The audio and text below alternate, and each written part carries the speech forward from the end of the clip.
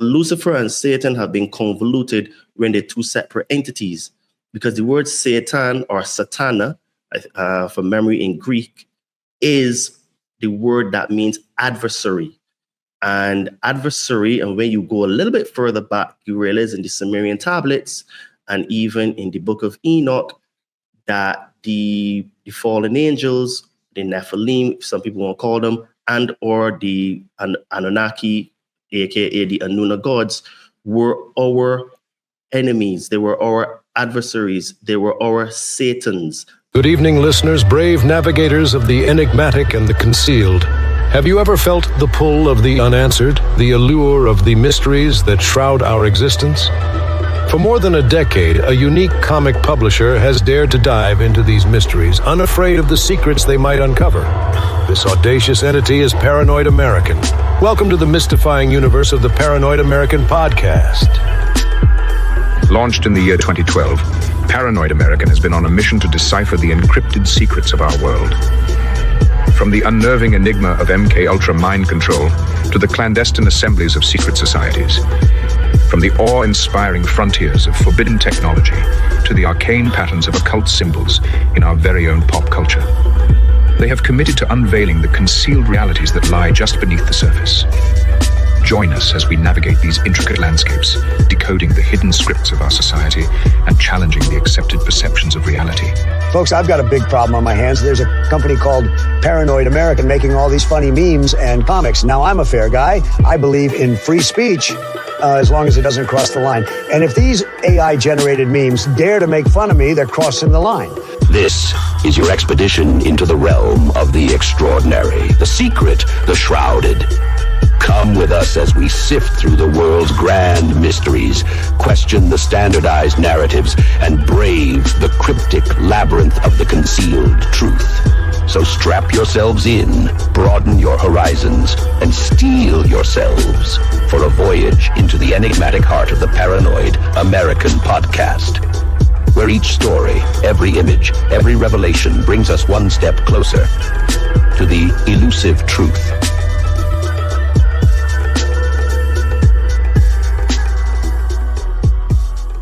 This is another episode of Paranoid American Podcast, and we've got a longtime friend, Todd Cave, back on the show after being out in the wilderness for the last year, or the digital wilderness, right?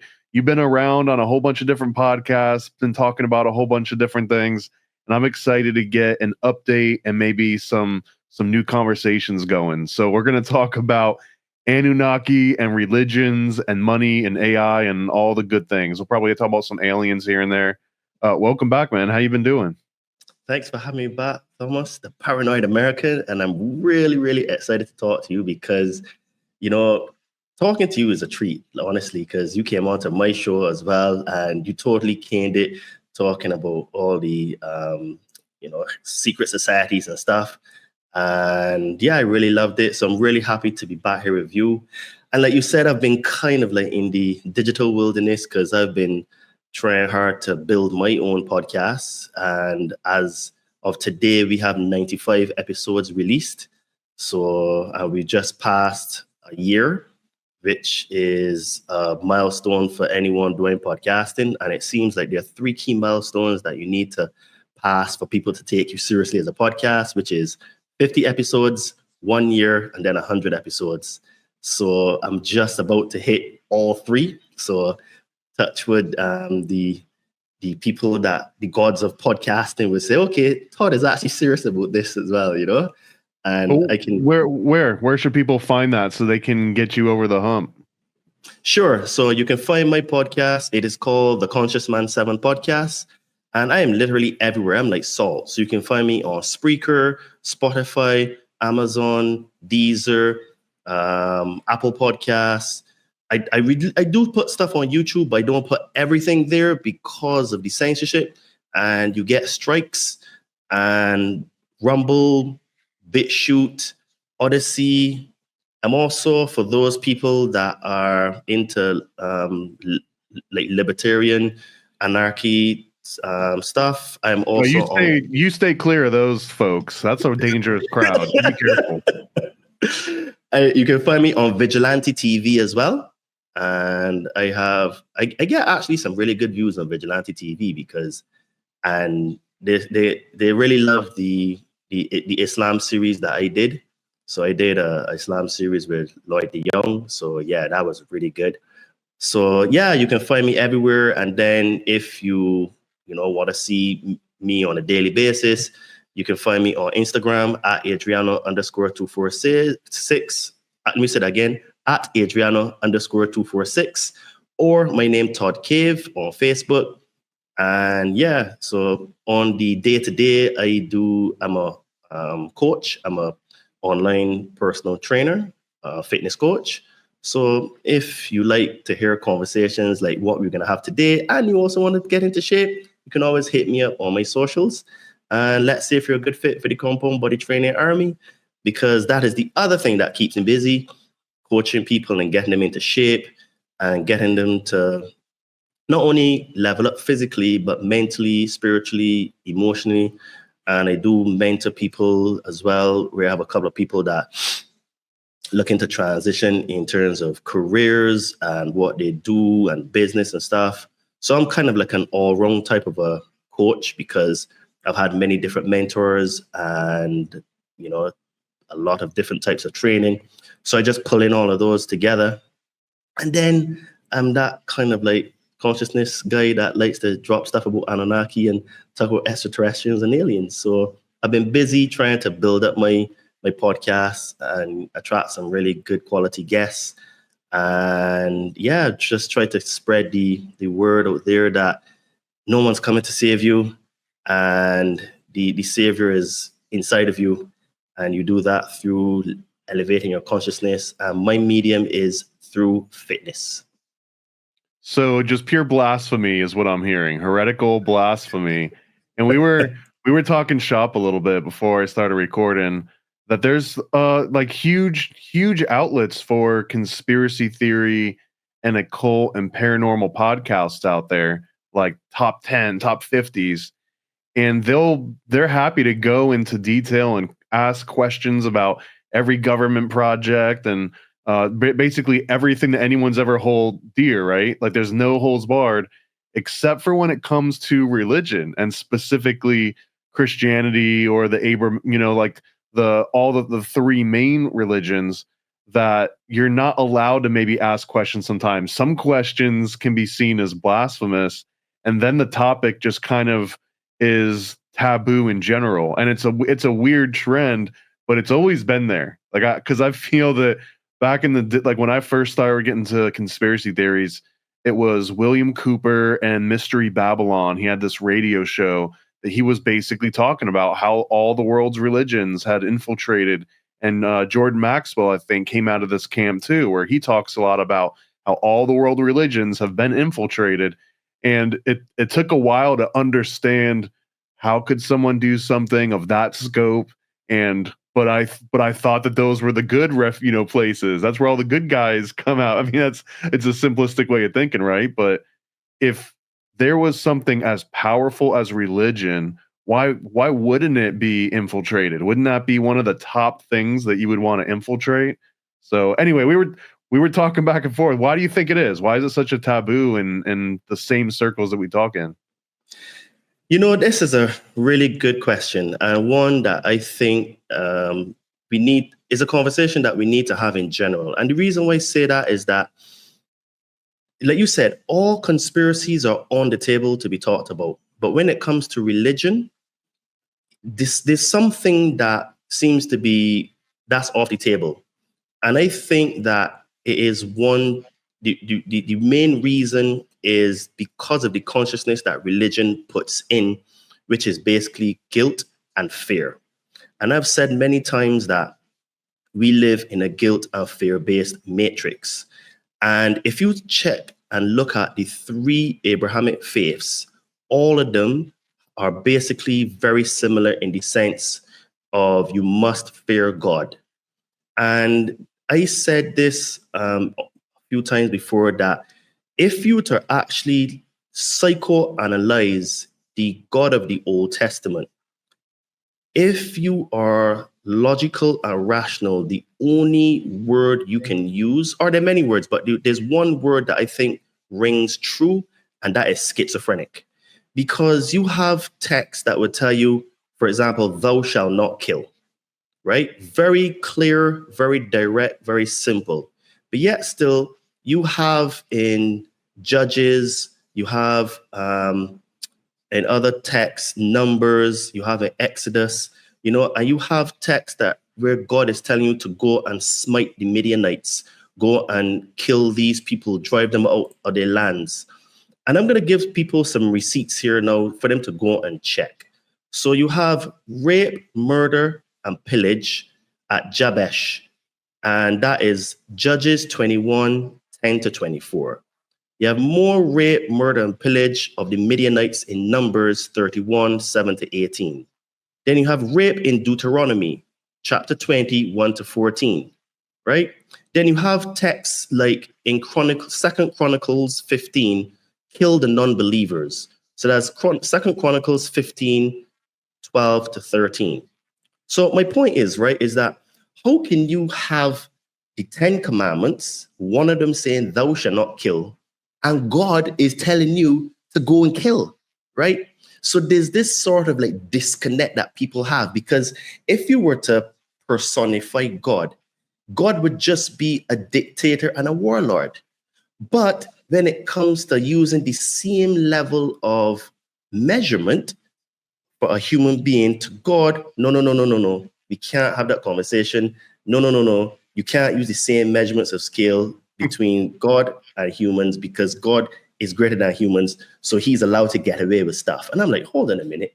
So the people are carrying out the works of God, and the people are doing things that God said not to do. So either God has a split personality, he's a schizophrenic, bipolar, or something is wrong here. We have a problem. We have a disconnect between what is being said we should do, then what we're told to do, and then the consequences of those actions. And Yeshua said straight, you will know the tree by its fruit. And the tree is the allegory for man, and the fruit are the attributes or the actions. So if we substitute man as the fruit, the tree, and you put God as the tree, and you look at the actions being what came about from quotation mark God's decree, you would only have to say that either God is a schizophrenic or the God in the Old Testament is actually Satan. Now that is the line that I go with, and I stand on it. And those that say otherwise are not being intellectually honest and are not looking at what the scripture has actually said. All right, episode over. We're cutting this episode. This is never going to air. How dare you, Todd, blaspheme my God? No, but so let me add something to the conversation here, because a lot of what you're quoting in the schizophrenic God, that is Old Testament God, right? But then when you bring up Yeshua and we're talking about Jesus and Christianity specifically, as opposed to Old Testament, then my simpleton impression of that, and I'm going to oversimplify it, but it's almost like my favorite analogy is that you got a really cool friend that lives down the street, like coolest guy ever. He'd like give you the shirt off of his back. He's always there when you need him, right? Like it's Jesus. Jesus lives down the street.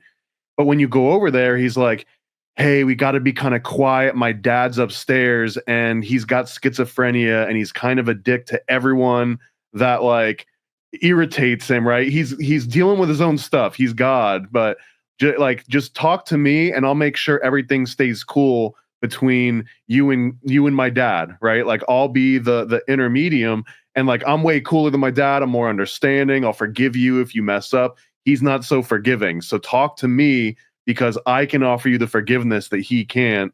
And that's an oversimplification, but I feel like it sort of fits even in your model, but it still allows for like an altruistic form of Christianity to exist. It might not have to feed directly into the guilt and the fear cycle that I do agree that the Old Testament thinking sort of was designed to perpetuate, right? Now, that is a very good explanation of what the dogma of the religion is. But we are left with some elephants in the room. And one is, what do we do with the texts that are in the Old Testament, which are still part of the You same scrap book? them, bro. You scrap that. I mean, honestly, if you're asking, you scrap them. It's to me, it's like, what do you do with the old 1940s geography books when you just got the brand new 2020s in straight from the Rockefeller factory, right? You throw out the old books because they got all the ancient knowledge that you don't want the new people to have, and you put out the new books. Okay, now this is a good one. So if you actually look at it then, and you go to what Yeshua actually said to the Jews that your father is Satan, right? Now, I just made a statement and said that the God of the Old Testament is Satan, right? Then Yeshua told the Jews that your father is Satan. He was a liar and a murderer from the beginning, right? And he also called them worshipers of iniquities and all that kind of stuff. And he also told them that y'all follow the traditions of your father, when the new covenant is the covenant of love, which is love your neighbor as yourself and love your God with all your heart, your mind, and your soul. So you're left here now with what Yeshua said, what was written, and then we're like, okay, so we can throw all of those things out. Okay, but in order to be a Christian today, you actually have to ignore all of the words that Yeshua said, which means then that there's another elephant in the room, which is, are we actually, the people that say they're Christians, really followers of the teachings of the Christ, who his name is actually not Jesus, but Yeshua? Or we just follow the traditions that we were given and told, and Yeshua said to not follow the traditions of your father because those are basically the works of Satan. So we kind of have these elephants in the room that no one is really willing to acknowledge. And I am the one that's saying, hey, we have a couple elephants in the room here, and, you know, they're really, really big here. And we're just pretending like they don't exist because it's comfortable for us to just pretend like they don't, right? And this is the problem that we have, where we have all of these, literally, right? And if people want to challenge what I'm saying, go and get something called a red letter disciple book, which would have the Bible with all of Yeshua's words written in red, which is it's called red letter. And you will realize that first thing first, he said that greater things shall ye do, right? He also said to the Jews, doesn't it not say in your text? He didn't say his text. Does it not say in your text that ye are gods? Now, I have brought up that podcast before, and people have came for me on social media saying, Todd thinks that he is a god, and this is blasphemy, and this is just like what Lucifer did to exalt himself on high and stuff like.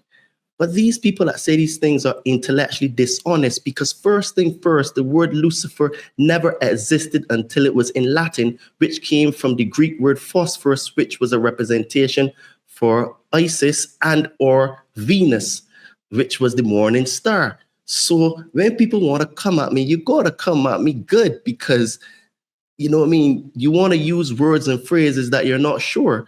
And the word actually in the Bible is not even Lucifer. The word is in English, the morning star, or the star of the morning. And very few translations actually have the word Lucifer. So Lucifer and Satan have been convoluted when they're two separate entities, because the word Satan or Satana, from memory in Greek, is the word that means adversary.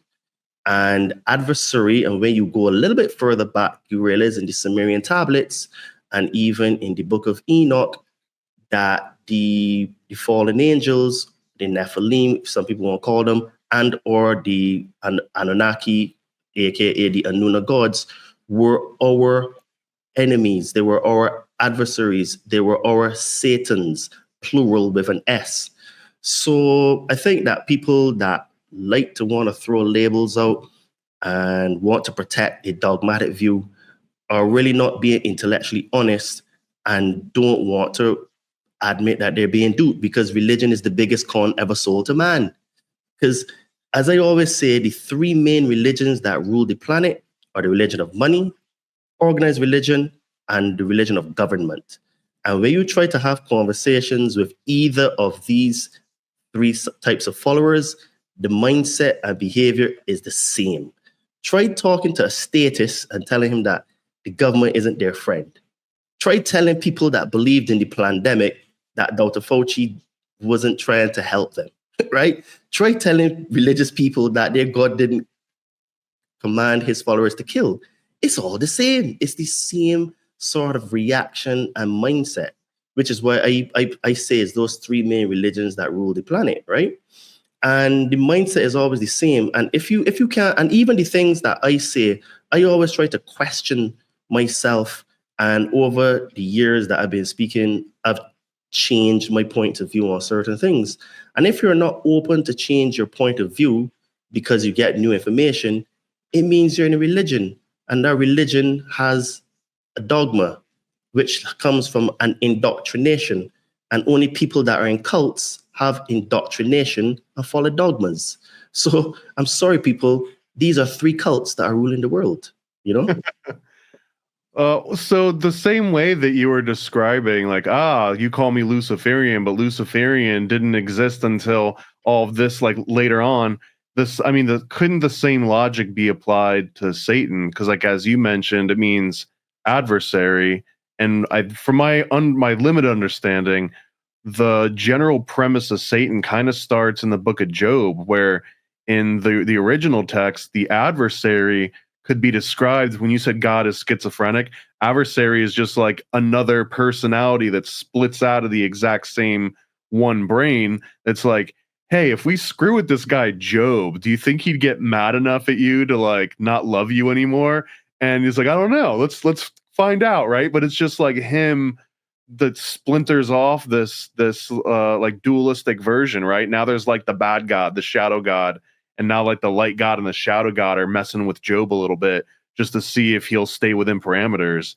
And from my understanding, that original quote Satan or adversary wasn't like a boogeyman. It wasn't a guy that was ruling the earth, or it was just a thought experiment that God went through. And it was like a dark thought he had. It was an intrusive thought that he was like, let's actually see what happens. And that like dark thought form eventually evolves over millennia to turn into like a guy holding a pitchfork with a pointy beard that pokes you if you go to hell and you're like burning there or something. Like it turns into like a Santa Claus type character that you can hold and feel and smell. But really it was this abstract concept of what happens when God tests you. Like it's his adversary testing you, but it's not necessarily its own thing. That's a really good point to make. And while I've never heard that explanation, it kind of makes a lot of sense. And there's some nuance to that story that a lot of people don't even really realize. That in that same book, Job, it talks about Satan, quotation marks, he was up there chilling next to God.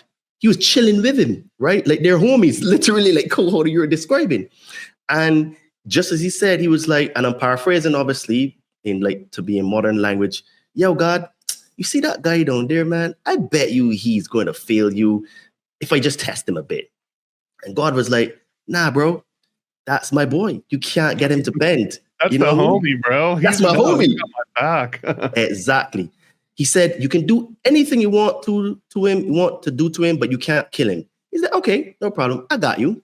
So what did Satan do? He took away all his wealth, all of his family. He had sores on his body. He, lost all of his animals and everything like that. And someone stole all of his Pokemon cards too, I heard. You know what I'm saying? But you know what was the funny thing about that story that a lot of people don't realize? That is the only place that I know of, and someone can correct me if I'm wrong, that Satan actually kills anybody. The irony of that story is that it lifts up a mirror to highlight that God, quotation marks, is the character that caused all the killing in the Old Testament. So even in that same story, truth is revealed if you're able to look past what the narrative or the preachers are telling us. But yes, it's almost like, you know what I mean? The way when you read the story is like, but if Satan is up there chilling next to God, right? Like this character, Satan, is he that bad? Or is it just like a tester? Because one of the interpretations that I've kind of been thinking of is that exactly like what you were right. Maybe Satan is not bad like that. It's just to test us. It's just to test us so that we purify ourselves. We overcome fears and traumas. We remove negative and false beliefs about ourselves. We go through hardships in order so that we can become better human beings, right? Instead of having this fear that we can go to this place called hell to die. But the funny thing about that, even that story, is that the dogma is that if you do these things and you do these rituals and say that, you know, Jesus is your savior, XYZ, you will live forever. Because the whole ideology is that you go to a place called heaven, which when you actually do some history on it, that word comes out of the Greek word paraiosio. And paraiosio meant caged garden. And we know from the Sumerian tablets that the Garden of Eden, Edin, was a caged garden and was protected by guards, right? So you couldn't physically get in or out. But anyway, I digress. This place called heaven is supposed to be where you would go and you live forever. Okay. Now, if you don't accept this character called Jesus as your savior, you don't follow the dogma, you go to this place called hell and you die forever. Okay, so there's one part of those two places that people fail to realize. One, you live forever, and one, you die forever. Quick question. Can you tell me what's the commonality between the two? The word forever. Absolutely.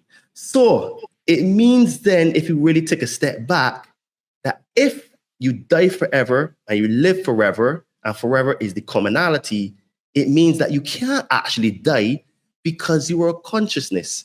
You are an immortal being that literally is the same fabric of everything that is made from creation, because you come from the source and you are a fractal of source containing the whole. So you basically just pick your address, and your address depends on the state of consciousness that you are. So heaven in reality is a state of being when you're operating in the frequency of love, and hell is a state of being when you're operating from a space and a place of fear. Because the opposite of love is not hate, the opposite of love is fear. And fear causes you to do all of these things that the God in the Old Testament commanded his people to do, right? So this is why I tell people that when you want to look at these ancient texts, you have to look at it with a different mind, and you have to look at it from not how you've been told, because clearly the Bible is not a religious book. I would say the Bible is more a historical book, and it just has some bits of high levels of consciousness in there and some truths in it, interweaving with a lot of the dogma and straight up things that are false in it, all together with history. So it's a bit of an amalgamation book, a bit of history, a bit of truth, a bit of allegory, a bit of lies, all mixed up like in a soup.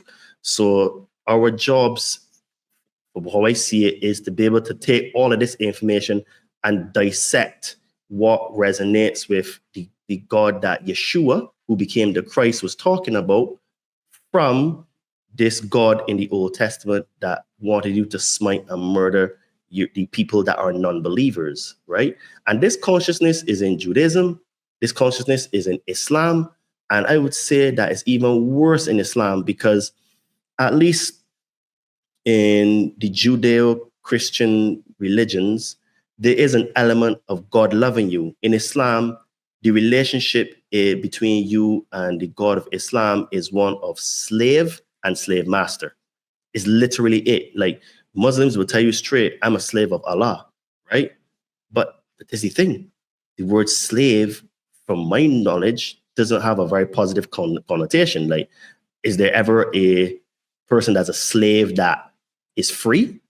You know? But yet still, there's a contradiction in Islam where there's no compulsion in religion. However, when you take your shahada, which is like your initiation into the cult, which is like how blood in, blood out for the mafia and gangs and cartels, you pay with your life. So even on that side, there's a big elephant in the room where there's no compulsion in religion, but once you get in, you can't leave, or the punishment is death.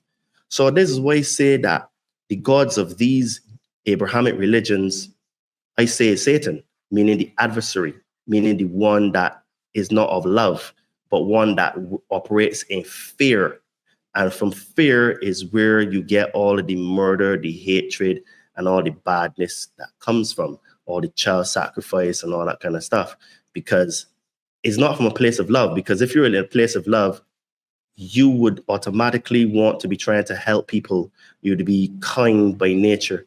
And in religion is almost like kindness. Not everybody, obviously, but a lot of people, their kindness is conditional, you know? Or you're a member of our clan. Okay, we be nice to you, right? And obviously there are other people in those same clans that don't adhere to that, but they're not really following, you know, what the dogma is, and which is like, especially in Islam, you're not one of us. Okay, well we can't really embrace you with open arms, right? And this is why I think that humanity is so fractured at the moment, because we're in our silos and we can question almost every other conspiracy, flat earth, space being real. If we went to the moon, the Federal Reserve, man, we could question even if the jabs are good. But religion? Nah, bro. Can't touch that. That's the sacred cow. You know what I'm saying? Well, I actually have some really good news for you. I think you'll be pleased about this. This whole issue, I think, has been solved already.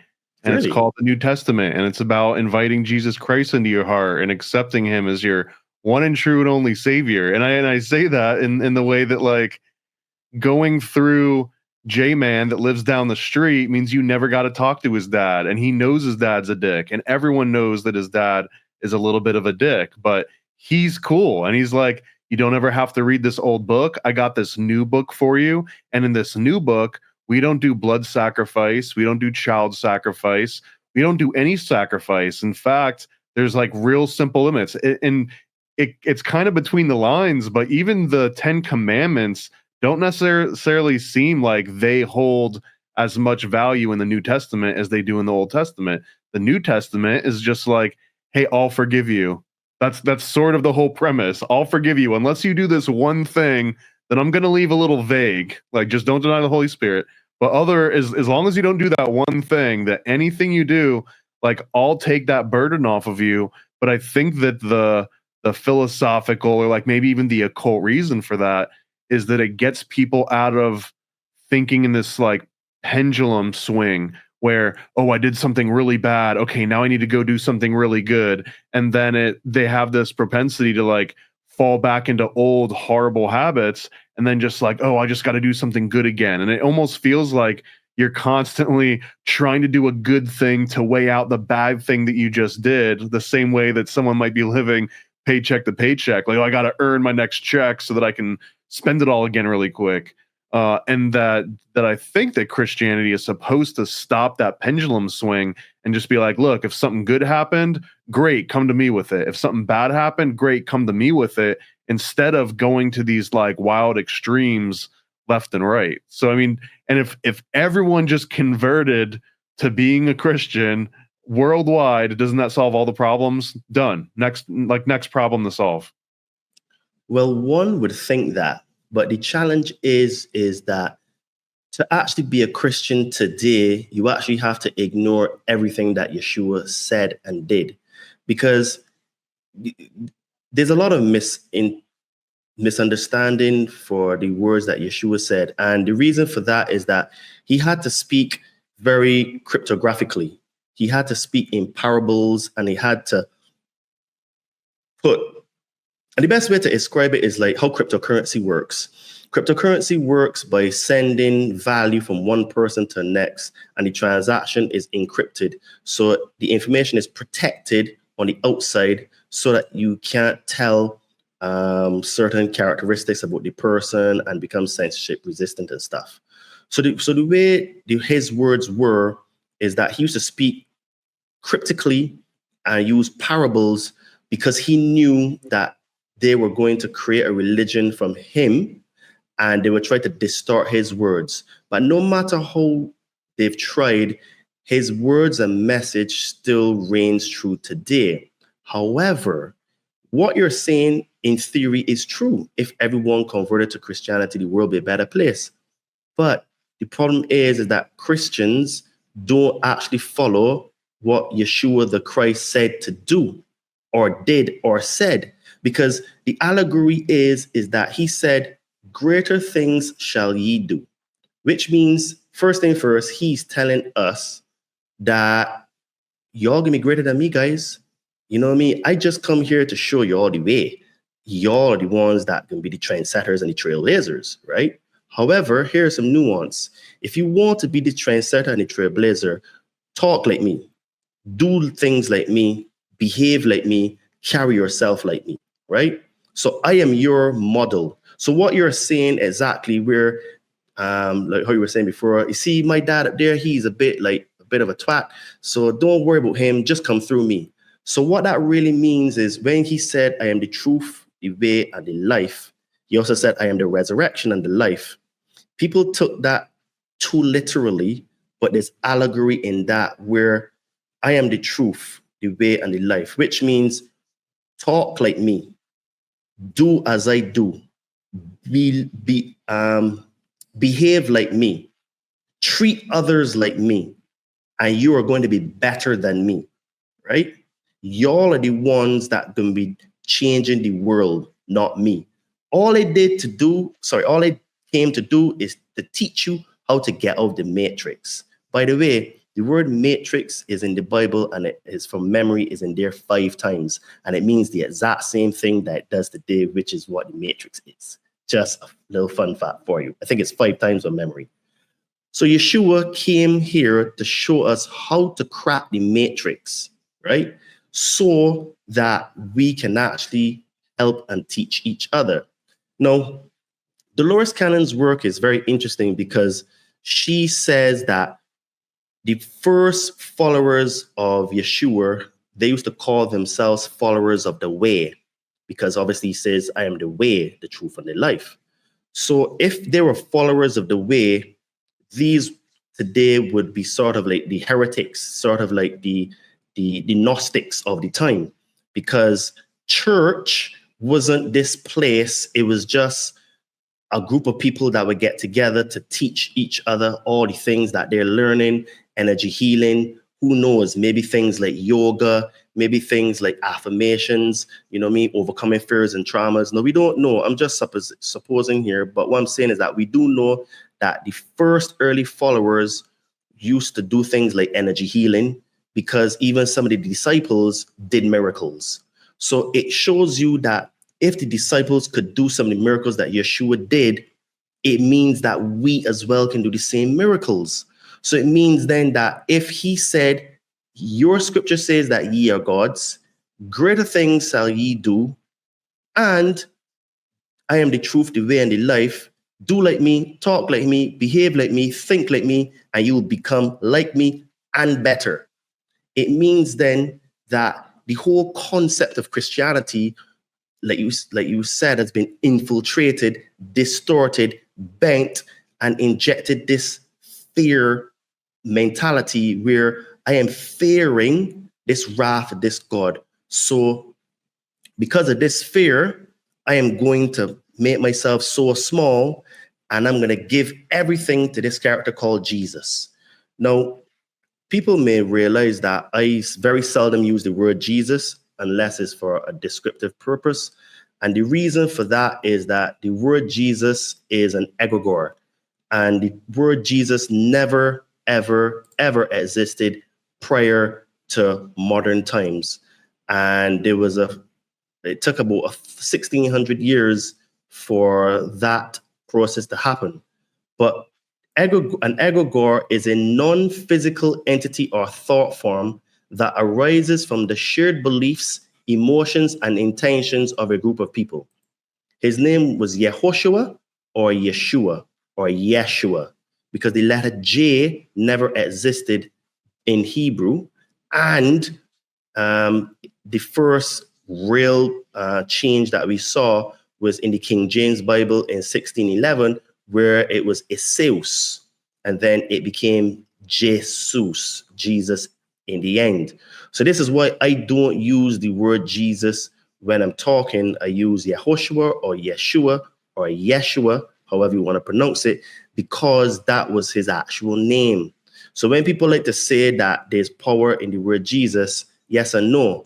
There's power because people believe there's power, so the power exists. But the power is not really real because it's an egregore, because it's power that was given due to the collective thought forms and belief of the people, right? Because if you think about it, right, when Yeshua was performing miracles, there was this lady that touched his coat, and she got healed. And she got healed through her belief, right? Because whenever he healed someone, he would use words like, through your belief, you're healed. Go forward and sin no more. Now, there's a very interesting phenomenon we have called the placebo effect. And when normal drugs are brought to the market, they do something called a double-blind placebo effect or a triple-blind placebo effect. Now, the double-blind placebo effect means that the patients nor the doctors know whether they're receiving the sugar pill or saline solution. And in pretty much all the studies, the average is about 1/3. So between 30 and 33% of all patients are actually cured from the illness that they're supposed to be getting the medicine for. And they are cured because of their belief that it would cure them. And Joe Dispenza is very good at explaining this. And I suggest people read his book called You Are the Placebo. He goes into great detail to show many, many stories and studies that show how the placebo effect work. And the reason why I bring that up is that I would argue that the lady that touched his coat, she got healed because of the placebo effect, because she believed in this guy so much that when she touched his coat, she didn't touch him, just his coat, that she got healed because she believed that she would be healed. No, maybe that's the whole trick. Maybe all the miracles were just invoking so much belief. People had so much faith that it just happened more often than not from placebo effect. You know, I would concur that is a great possibility. But imagine if everybody was that powerful that 1/3 of the people that they came in contact with would be cured of some malaise that they had just from being in your presence. Imagine everyone that you ever met, right? 1/3 of them, they just got cured of some kind of ailment just because they met you. And if that was the same for everyone, then eventually you meeting enough people would just cure you of everything, because you would always at one point end up being in that 1/3 of people that get cured. Absolutely. And this is where Dolores Cannon argues that that was the whole purpose of the early church, where they would be teaching each other all of these things and showing people that, in fact, you are God, but you are a fractal of God. You're just an individualized expression of source, although not aka God, universal consciousness, whatever word you want to use, great spirit. You're a fractal of that. Excuse me. And because you're a fractal of that, you have the same healing abilities that God the Almighty has. But in order to do it, you have to go inside of you and deal with your fears and traumas that create limitation, negative beliefs, self-sabotage habits, you know what I mean? Doing poor habits like eating poor food, hanging around poor people, consuming large amounts of alcohol, consuming large amounts of drugs. All of these are things that will lower your body and lower its energy, frequency, and vibration, which is why I say to people that, you know, if you want to level up in your life, you first start with your body. You first get your body in shape, get it vibrating at a high level, and then you can build on top of that. Because the spirit is not going to be realized if it is in a state of acidity, low vibration, stress, guilt, shame, fear.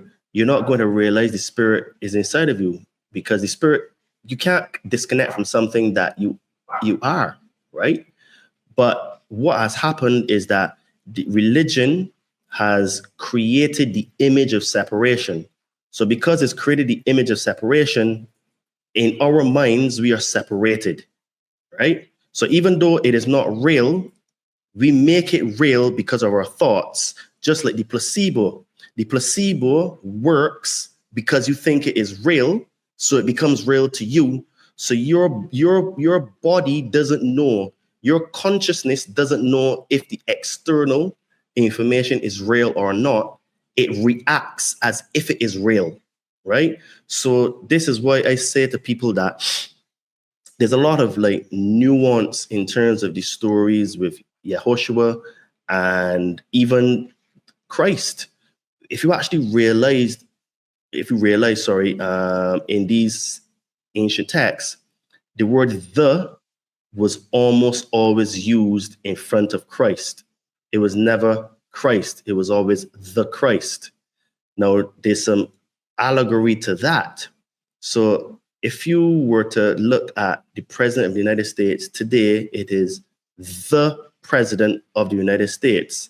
That is Donald Trump. Donald Trump is a man and he is the president. It's an office. So if you take a step back, the Christ is a spiritual office. It is a state of being. So all of us can become the Christ through our overcoming of our fears and traumas, stop self-sabotaging, doing negative things, raising the energy, frequency, and vibration of the body, and start believing that we are greater than we think we are, and the power of the universe is inside of us. The thing is, it's not easy to do, but it's not impossible. It is possible. And there's a very good book series that I recommend people to read, and that is the books from Saint Germain, written by Godfred Ray King. I think that's his name. And there are 4 books that I would suggest people to read. One is The Magic Presence. The next one is Unveiled Mysteries. The third is The I Am Discourse. And the fourth is The Ascended Master's Handbook. Those 4 books will show you that in actuality, becoming the Christ is very possible, because these are stories that came through from Saint Germain. That Saint Germain, for people who don't know, he's the guardian of the violet flame, which is the same color of the 7th chakra, which is the chakra that connects you to source, right? And one of the reasons for having the was to separate you from source, because you connect through your crown, which is up here, which is also known as the corona. So to sever their connection from their crown, aka to source. So it was against the crown to make people into androids, robots, and automatons, so that they no longer have the connection. They're no longer technically human, because it is proved now that of recent times that have been dying are being the ones that have been Secondly, there are proof now that those were it was a fraud. So in theory, you're not actually human anymore. So, but I digress. But this is why consciousness is such more important in our advancement as a race, because the people that rule this planet, lock, stock, and barrel, don't want us to realize that they've tricked us, that Yeshua came here to teach us to escape the matrix. And this is why I recommend people read those 4 books from Saint Germain, because it shows you that it is possible to overcome these things. And Saint Germain prefers to use the term the I am, which is basically the same thing as the Christ. But just like with every other teacher, they may have a slightly different take, or they may use a slightly different term, because, you know what I mean, it's just the same thing. It's just like, you know, some people in different languages, you have the same thing. For example, in Spanish, car is coche. In English, is car. You know, in Portuguese, is carro.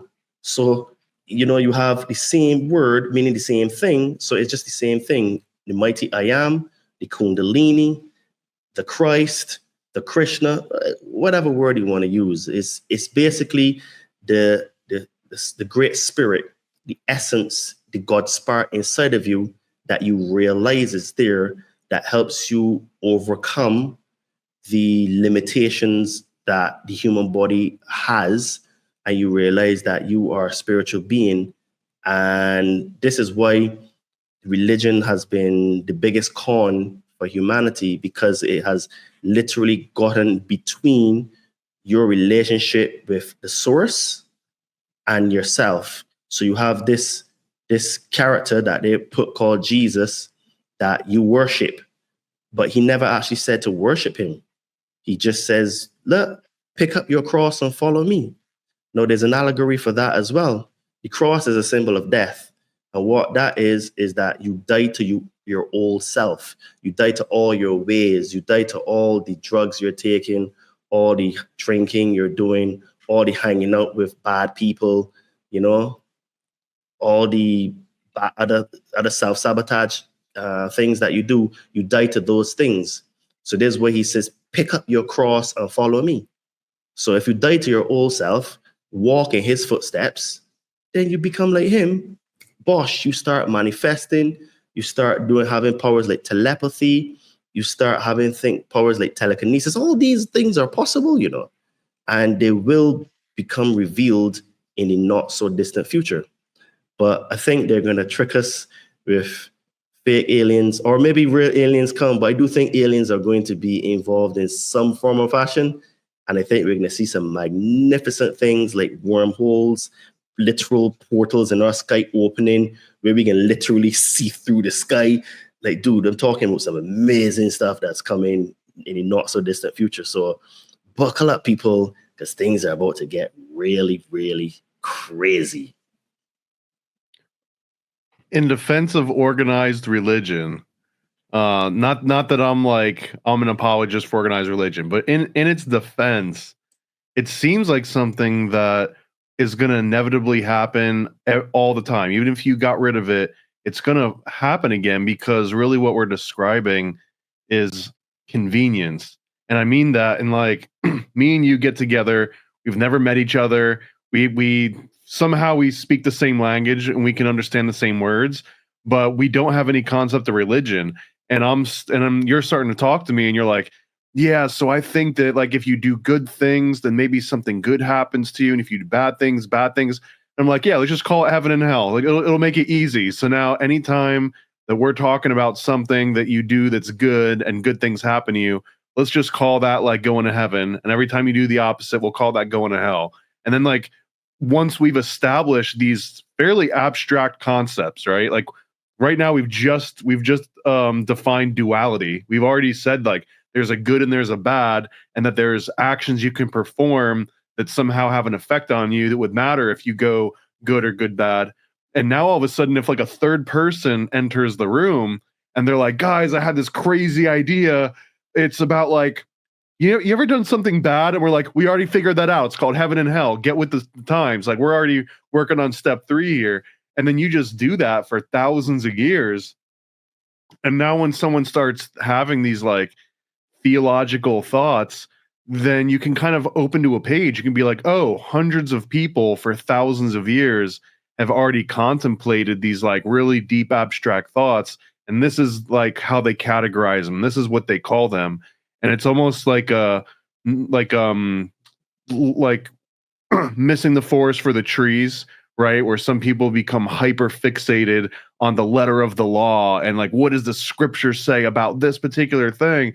And it's more of a holistic collection of words and thoughts and actions, right? So, I mean, part of like in the defense of organized religion being that once that third person comes into the room and me and you are like, yeah, we call this heaven and hell now, just so that we can have a more productive conversation. Let's just call that heaven and hell. That's kind of organized religion, because now when the fourth person comes in the room, the third guy's like, hey, by the way, we've already figured some stuff out. Here's how it works. There's a good place called heaven. There's a bad place called hell. There's these commandment things. There's a sin stuff.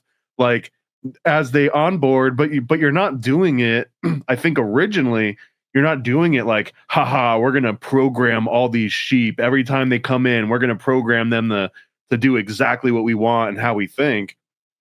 It's more like, hey, if you want to effectively communicate with this little fan club that we've got going on, because let's be realistic, even in this hypothetical, it's only like religious bookword nerds that are like, I love this Bible thing so much, or I love this concept of religion so much that I need to go and find other people that also care about it. There's always going to be someone that's just like, I like fruit and picking apples, and that's my life, and I don't care about anything else going on, right? I like waiting for the apples to go sour and then getting drunk, and that's going to be my life. So enough people come together that are fanatics about talking about religion, they're going to eventually agree on some stuff, and then that kind of becomes that basis of religion. And even if you were to break all world religions up, the first time two people meet and they agree on something, you've kind of got the foundation of yet another organized religion, right? So it's almost like a facet of society that we're never going to escape that concept, even if you try and stamp it out. You do have a point there, and I think you used a really good word when you were explaining it, which is comfort. And the human sort of like predisposed position seems to be to exist in a place of comfort, which is why there's a saying that goes that, you must come out of your comfort zone in order to grow. And what you were talking about basically seems to be part of the human condition, but I don't think that this is a organic part of the human condition. And the reason why I say that is that our genome, our genetics has been tampered with. And there is something that seems to have been put in us called a worship gene. And now not everyone has it, but there's some people that, are very predisposed to worship. Now, you see this classical example of worship in something called the cargo cults. And basically in the Pacific Islands, deep in Pacific, there's some Pacific islands that there are tribes of people that still worship their god, and their call is John Frum, because the guy that was their god was John from the United States. And this is during the Second World War, when the GIs would land on these islands and they gave out cans of Spam and all that kind of stuff. And still to today, these guys make effigies of the planes, these satellites, and dress like the Marines and stuff, make wooden guns, and they worship John Frum. That's the name of their god, John Frum. And because they were not exposed to helicopters and planes and people coming out to the sea from boats, these guys would appear like gods. So my point is that there seems to be something in humans where any being or person appears to be better or greater than us, we have this predisposition to worship. And just look at pop culture now. You see people when they meet stars, they freak out. Some of them cry, they act erratically, and it's almost like these people are like gods to them. And I would argue that inadvertently, a lot of fans worship their idols, right? And even look at the word I'm using, idol. Back in the day, these were idols, but they were like wooden or metal or golden idols. It's the same word, right? Pop idols. So I think that there's a big degree of worship that goes on now from stars and celebrities. And I think it is something that is in our DNA because it appears that the DNA has been tweaked.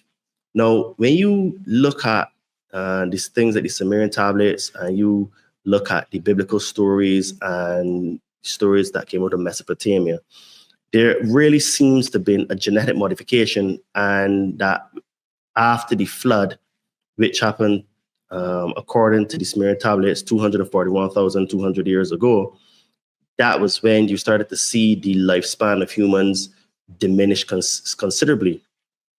Now, science is saying that the genetic modification that happened to us is not organic and is not like a natural mutation. It was done externally. And this is the fusion of chromosome 2 and the capping of our telomeres. And I would argue that that is as a direct result as why our lifespan is capped at 120 years circa, because the longer we would live, it means that the more a higher level of consciousness we would attain. And this world is run by a group of entities, extraterrestrial or interdimensional beings. They may be all in the same, that are not benevolent. And their whole modus operandi is domination and control. And while what you were talking about, religion, in theory, can be good, religion has been distorted with certain elements that bring in guilt, fear, and this domination type of mentality where humans went and killed other humans because they did not share the same belief or worship the same God as them, which means then that the fruits of religion is bad. But in theory, if we had a benevolent God that brought a religion that would be all about love and helping and kindness and teaching all the secrets of the universe, in theory, it could work. But I would argue it would not even be a religion then. It would just be a way of being. And I argue that that is what Yeshua came here to do. He shows us how to be, what to do, how to speak, how to think, right? Instead, now what we have are systems of control in education, that children go into schools on the verge of being geniuses and come out being robot slaves and automatons that are told what to think instead of how to think. They're not taught how to think, how to explore their higher levels of creativity, how to do things like energy healing, how to move things with their mind, how to bend reality. All of these are things that are possible. But because the entire system was put together for control and domination, and then superiority was injected in it, where you have like the priest class, because that's how it all started in terms of religion, where when the Anunnaki went into the shadows, they left their progeny, their lineage, their children to rule. And this is where the priest class came about. And the priest class ended up merging into monarchs of empire, religious bodies, and then the bankers, the aristocrats, the politicians, right? Government. All of these came about because they want to put the finger on humanity from realizing that we live on a prison planet. So I do think that, in theory, religion could work, but then I think that you would have to use a different word, because the word religion comes from the Latin word religare, which means to hold or to bind. Now, some people would say it means to rebind, but let's say even if we go with that, what is it rebinding you to? it clearly isn't reminding you to source, because the same God in the Old Testament is telling you to go and kill, murder, rape, and pillage. And then Yeshua is telling the Jews, you know what? Your God is Satan, right? He was a murderer and a thief from the beginning. So about that particular claim, I mean, I actually find the astrotheological explanation of that pretty fascinating, where when Jesus, I can call him Jesus, he'll forgive me later if I mispronounce his name. But if Jesus is telling everyone you're worshiping Satan, that this might have been a reference to him telling everyone that you're still living in the age of Taurus, or that you're still living in the age of Aries, and it's time for the age of Pisces, and here's my fish to prove it. And that it's almost like you're doing all the things right, but you're worshiping the wrong God, because that age is over now. You don't have to do one of the things that was emblematic of that age was all of the different animal sacrifice. And it was like saying, hey, we've moved beyond that. So if you continue to do all these sacrificial rituals, you're even though that was the right God for then, like that's Satan now. That's adversarial to where we're moving. Like we're woke now, and you guys are being like, you're not woke enough, right? It's almost like the world is going to keep spinning without them, and that Jesus was trying to bring them up to the current times. Like this is the new age, the New Testament. Like everything about him is new. And he's just saying, like, stop talking to my dad. Like, my dad doesn't want anything to do with you anymore. You got to talk to me. No, the thing is, right, even if we would lean into that, right, there's still a bit of a distortion, because Yeshua never said to worship him. He said, follow him, right? So even though what you're saying in terms of astrotheology and stuff, I think can have some merit, as well, we're still forgetting what he said, and we're still following the gods of old, and we're still through the back door worshiping these Anuna gods, and we're still doing the exact same things then that we're doing now. Sorry, we're doing the exact same things now. We're like slow to change habits.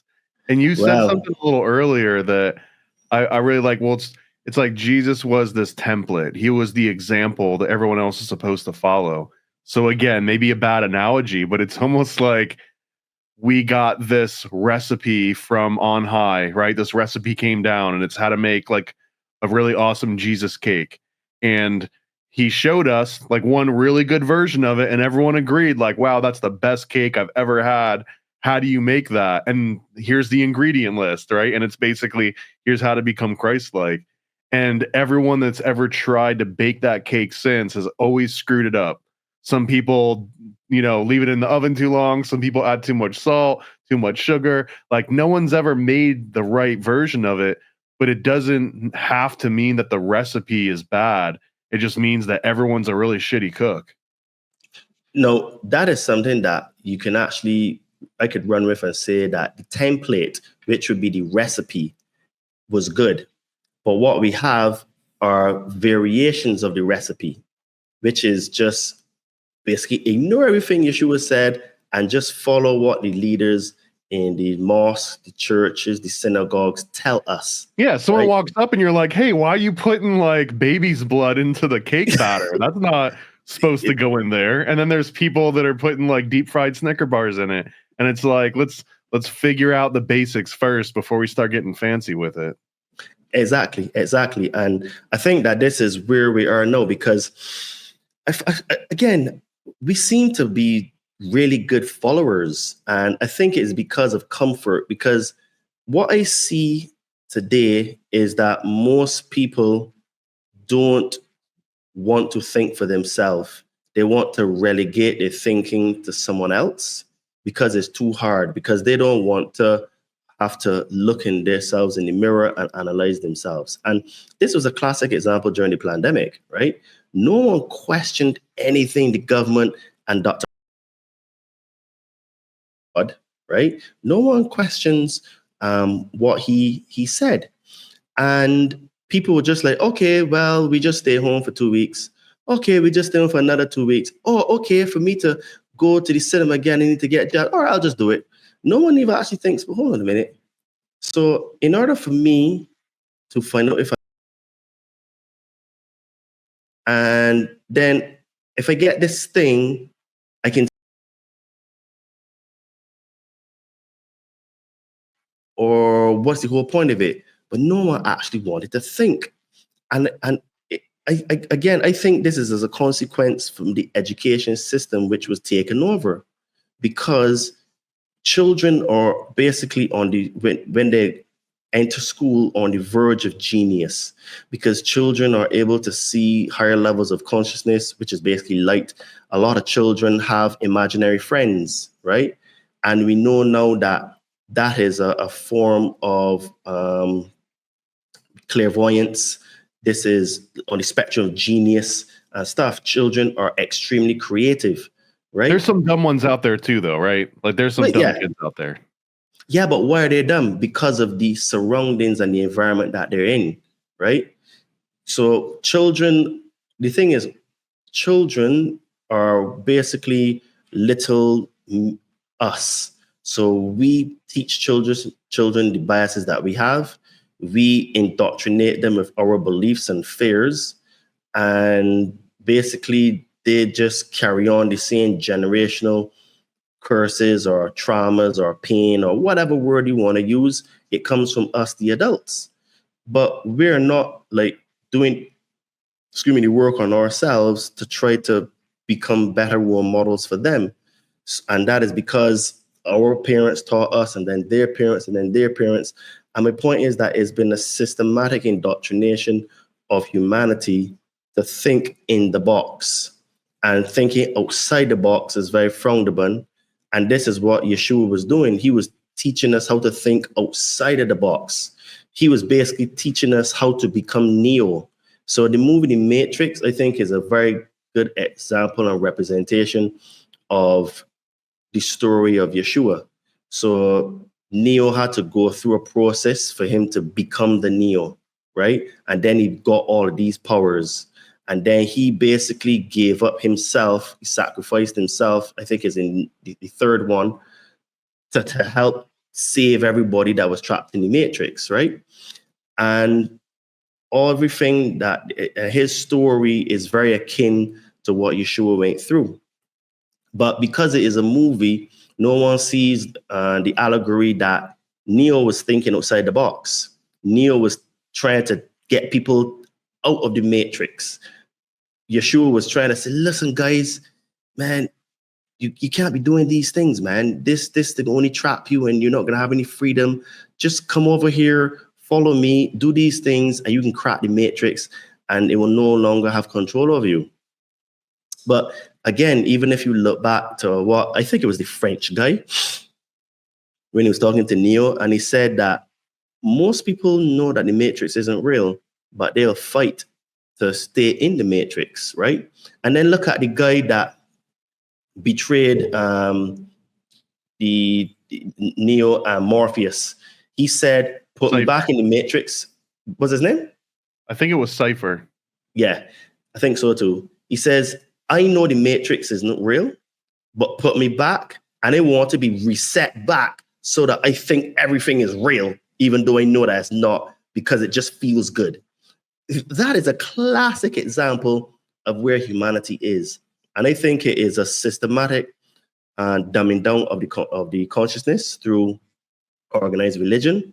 I think another thing is to do with the tampering of our DNA, because we are not able to live long enough to really learn the lessons of life. I think that the other thing is also the worship gene that seems to have been put into us. And when you add everything else in terms of government, which is another religion that instills fear into us, money, the scarcity of money for most people in most people's consciousness, because most of us have a lack of or poverty complex, and it forces us to do jobs that we don't like. Or if we're lucky and we do jobs that are really well paid, they may not be love for that job anyway, but because we're getting paid loads, we then become big consumers. So we have another religion, which is consumerism and materialism. So we have all the latest trinkets. So we identify ourselves by our worldly things, right? And then, those people then that do have like on the other level then that have like loads and loads of money. So they're not just consumers in terms of consumerism.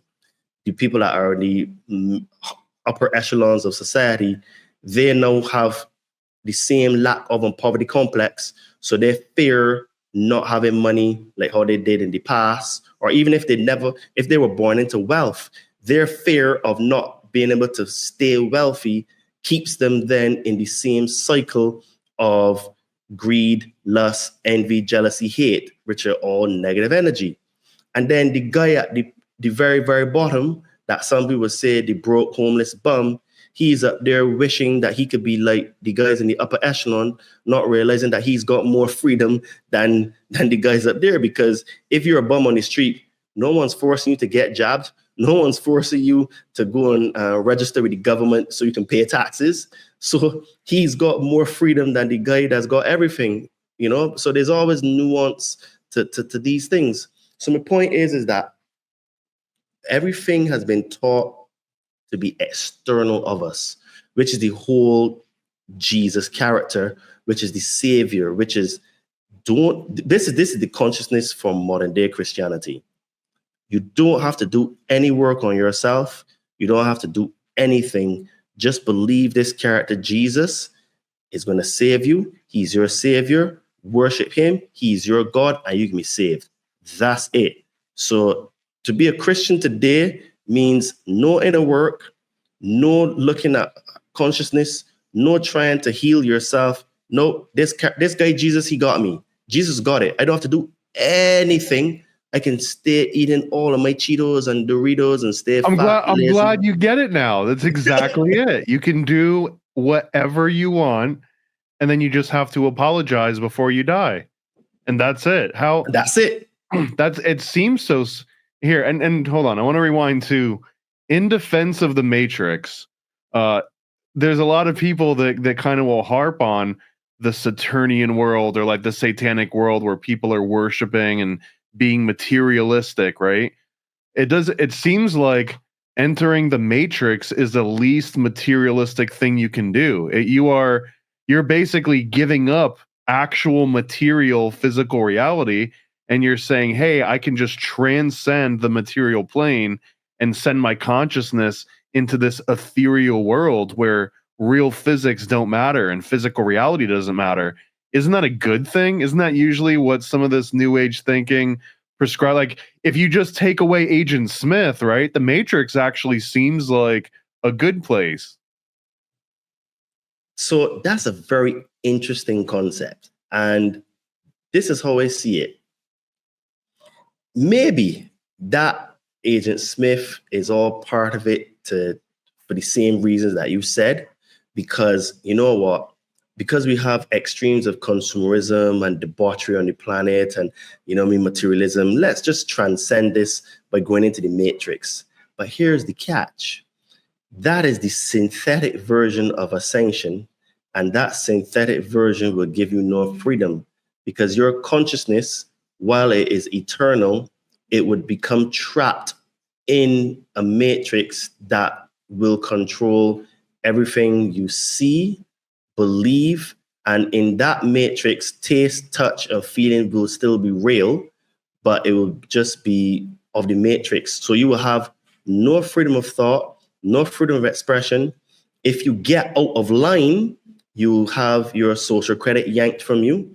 You will not be able to, get your matrix version of beef or lamb or chicken because you were naughty against the government. So naughty Thomas, you shall not talk like that anymore. You see you talking to that guy, Todd, he's a conspiracy theorist. We're going to ban you 1 week from the supermarket. You know what I mean? Like, it's dangerous because you're going to have no freedom and you will not actually ascend to go back to source because it is synthetic, right? And the real ascension comes from within. It is not, again, you're looking to, is the whole Jesus concept. the whole concept of Jesus is this external character is there to save you and to basically, you just at your deathbed, you say, I take Jesus as my Lord and Savior. Okay, mate, you're saved. So you don't have to do any work on yourself. So just like the scenario that you gave is like, oh, wow. So you're telling me I can get away from all of this material world. I don't have to worry about money and taxes. Yay. I could ascend, just take this chip in my brain or inject this chip inside of me, upload my consciousness, and I'm free. But you won't actually be free. You will be a perpetual slave, and you will just be told what to think, what to do in that world. So you will be you'll be physical in that matrix, but of a controlled manner, because you will still have the same taste, sense, touch. You still probably have sex and have children in that matrix. But if you start to think anything different from the rules in that matrix, which is all governed, then no, Todd, no, Thomas, you can't go this place, you can't do that, X, Y, Z. So it really is a trap for slavery, but it's a different form of slavery, and one that I say is eternal slavery, which is why the organic way, the authentic way, is to do it through consciousness, which is from within, healing your fears and traumas.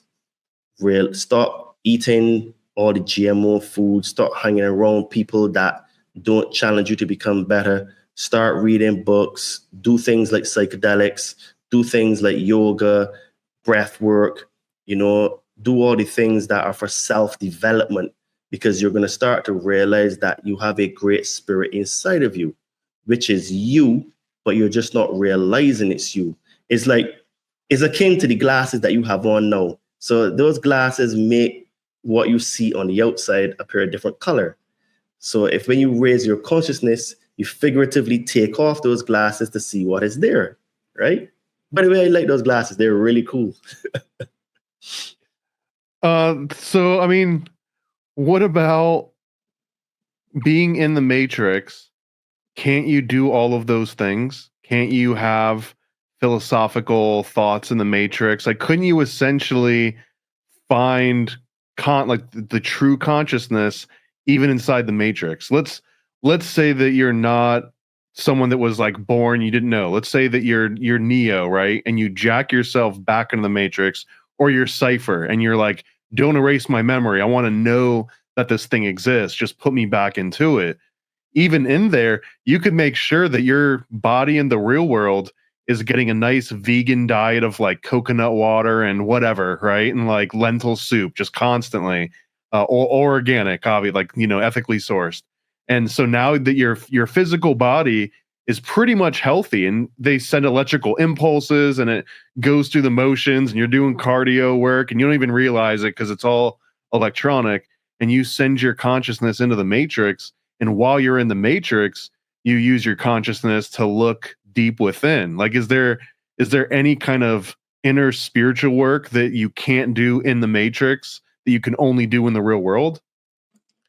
No, the reason why I'm going to say no is that if you just look at the things that they're telling us and look at the attributes, if in this physical world there is heavy amounts of censorship for going against the narrative and the status quo, why would someone think that by going into a matrix that they're creating for us, that they will allow us to have freedom of thought and expression, when the whole modus operandi is to get us to think the same way and to do the exact same things and to be robots and automatons? I don't think that the people that are creating this matrix will design it with any sort of free will or anything at all, because what they're doing or want to do and are doing, to be fair. Are you talking about the Anunnaki right now? Well, the Anunnaki, I think, are behind everything, in my humble opinion. But I would say that the people that are physically trying to build out this matrix I don't think they have our best interests at heart, because these are the same people that gave us GMO food, jabs, the legal lawfare, the education system. These But are the isn't it people. us too? Like, aren't we the ones making the major? Like, every single person on Facebook is Facebook. It's not like Mark Zuckerberg is forcing everyone to join Facebook and create an account and message everyone on it and start using that as the new form of communication. It's everyone, like, again, through the comfort and the convenience factor.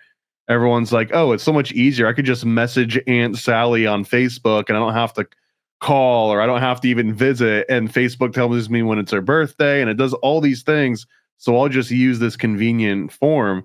So it's kind of like all of us are maybe more so guilty of creating the Matrix than any individual, like, Illuminati member, no? You are absolutely correct, where we are the ones that are perpetuating and fueling the matrix. Absolutely. And the reason for that is that it makes everything so comfortable, because what they did is that they took something, and I don't think that inherently the matrix is actually bad, because everything is a matrix to some degree, to be fair. It's But like Matrix is a scaffolding. It's yeah, like when you it's like want an to build architecture. something complicated, you set up like the scaffolding first. You put in a matrix. Right. It's like the architecture, right, of how things work in the universe. And you can set an architecture that would be for freedom, or you can set an architecture that would be for slavery. Because those are the really two choices that we have in life: love, fear, freedom, and slavery. And love and freedom go hand in hand, and fear and slavery go together. So to get to carry it down another level, I don't see, think, or believe that the people ruling the planet, or the entities ruling the planet as of today, would create a matrix or another derivative of the matrix. Because you're right, Facebook, Instagram, even the internet is the matrix to a degree. I don't think that they will create another matrix, which will be a matrix in a matrix, that would give us freedom, that would be loving, that would be compassionate, that would have anything that would be of self-development, personal development, and or uplifting. Because just look at what they've done so far. And you can only judge people based on their fruit. So you can only judge a tree based on its fruit, which are the actions and attributes. And if we have a health system that tries to kill us, an education system that makes us stupid, a legal system that tries to lock us up, a governmental system that's trying to kill us, I don't think that the next matrix would be anything based in love, because there's no love in any part of the system as it is today. Well, let me just push back a little bit, just for the sake of conversation, because Yep. this is and you've already been on the show, so you've done my PCP quiz where I just ask you a whole bunch of things, right? Mhm. One of those questions, I don't think I asked you this one. One of those questions I'll sneak in sometimes is that, do you think social media has the potential to be used for good, that it could revolutionize humanity? And I think universally, most people agree it is. And if I can explain that, imagine that every single Instagram or Twitter or Facebook post or whatever it was, imagine if every single one that you ever saw was all inspiring or positive in some way, that you never saw a world star hip hop street fight, that you never saw some poor Palestinian kid ripped to shreds, that you never saw someone resisting police arrest. Let's just say that, and even if it was out of ignorance, right? Let's just say that, like, the powers that be filtered out all the bad and political events. But imagine every single thing you ever saw on social media was reaffirming, or here's how to fix a flat tire, or here's how to do nonlinear algebra, right? Like all these different things. And if that's all it got used for, that it has the potential to kind of lift all of humanity to this next step. And part of that potential is that if every single person on the planet that used social media actively started blocking just anything negative or non-productive and only doing positive things, then there is a potential that it could be used for a source of good. And maybe you would rephrase that as like ultimate source, like original source. It can start shining through among all this noise. But it's, even if the government, or even if Zuckerberg made sure that 99 out of 100 posts you saw were something negative, as long as you block all 99 of those and you pay attention to the one good one, and everyone did that, then we could collectively use the worst tools ever as forces of good. But it's and I guess the point being made is that I don't even necessarily think anymore that it would require a group of people to be like, ha, we're going to make this system that's going to trap them. It's just like, hey, we're just going to put like a matrix, an empty matrix out here, and these idiots will trap themselves. We don't even have to do any of the work. It's just human nature that they're going to end up doing these things. So once they start doing those things, just kind of feed a little bit of fuel to the fire and just let them take it as far as they want to take it. But ultimately, it's on us to be able to like take these weapons of mass destruction and turn them into something different, right? Yes, I do agree with that, because to some degree, we are the ones that perpetuate the negative stuff on the planet in terms of our thoughts and beliefs and what we share on social media. Absolutely. And if 99% of people were to block and say not interested in or unfollow every single account that puts out debauchery and violence and or stuff that is, basically not for the development and in betterment of humanity, I think that we would have a very good chance of rehacking the matrix.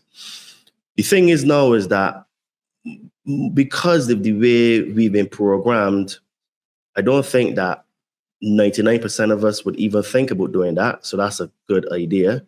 And two, an idea like that would not even spread on social media because the algorithms would most likely suppress it, because why would you want to spread something that's positive around the internet? Because just like, they say, the news that travels the fastest is bad news. No one spreads good news like so fervently, But we do have a responsibility to for it, because like even like the phenomenon of OnlyFans is very, very big because of people, and mostly men, and I think that is all still by design, where we have in the case of like modern day dating, we have the attributes of feminism that have the ideology and mentality of women being boss babes, right? Boss bees. And then they don't need a man. And then, men have to meet these overly high expectations. And because most men don't qualify, again, because it's comfort, men go to the digital version. So men become simps and start following these OnlyFans models and paying them this money every single month to see nudes, XYZ. So yeah, we do have a responsibility. But hey, she said she's using this money towards college. Well, this may be true, but this is the thing that where we are now in society, where look, women are free to engage in prostitution if they want to or not, just like a man is free to engage in prostitution if he wants to or not. Now, is it morally right to do? No, that's another conversation. But if we over-sexualize ourselves and over-sexualize our content, it means then that what we're doing is that we are creating lust, jealousy, envy, and hate, because what you're going to have is women will see these girls doing this, some of them making a lot of money. So they're going to feel that in order for them to get ahead in life, they need to do that. Then on the flip side, you make men have these unrealistic expectations or images of women that all have BBLs and very big breasts and all that kind of stuff. So they're going to think, oh, well, a natural woman or a normal woman is not what I want. I need to have this. So men's psyche are going to be warped as well. And since that is an unrealistic expectation, the closest thing is to have a subscribe to OnlyFans page, right? So you're getting the digital synthetic version of a girlfriend. And so then you have both sexes that are broken. So again, like you said, we do have a role to play and a responsibility. And I think it goes back to what you said earlier in the conversation, comfort. I think that the controllers play on either they've instilled comfort into us, or this is the de facto of the human being in the human experience where we're addicted to comfort. I don't know which one it is.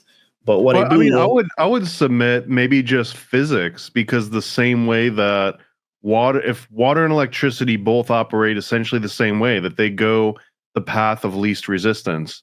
You could just say that that's the same thing for humans. Like, we will just go, and it might not even be about comfort. Like, we're literally fighting physical reality. dude, I am very open to say that is quite possible, right? That because of our nature, like you said, water and electricity go to the place of least resistance.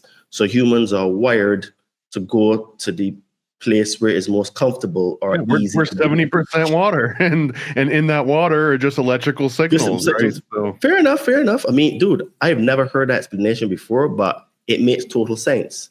So if that is the case, because now we know that we have higher levels of consciousness that can be attained, that to get there, we need to come out of our comfort zone and requires work.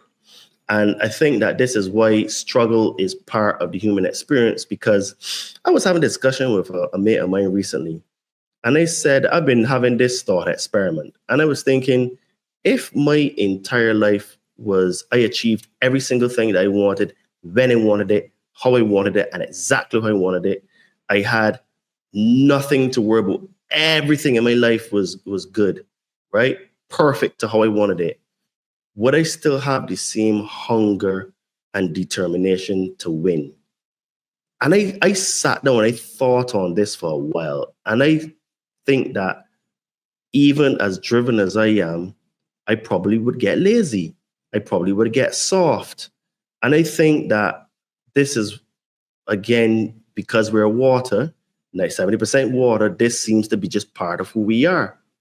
So quite possibly, we came here to have this experience where we come out of our comfort zone to grow, to have struggle, to have challenges, to fall, to have anger, jealousy, hate, sadness, grief, so that we use those to grow.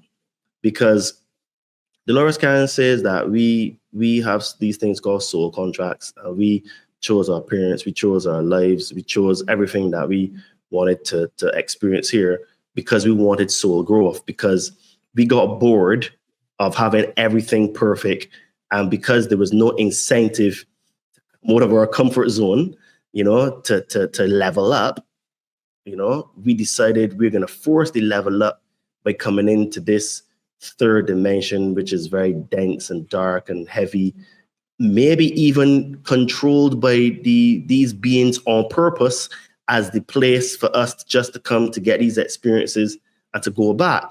But I think maybe what they did is that they kind of liked the power, and they're like, damn, these people here are feeding us, man. So let's keep them trapped in here and just keep them reincarnating all the time, wipe their memory and just keep them stupid.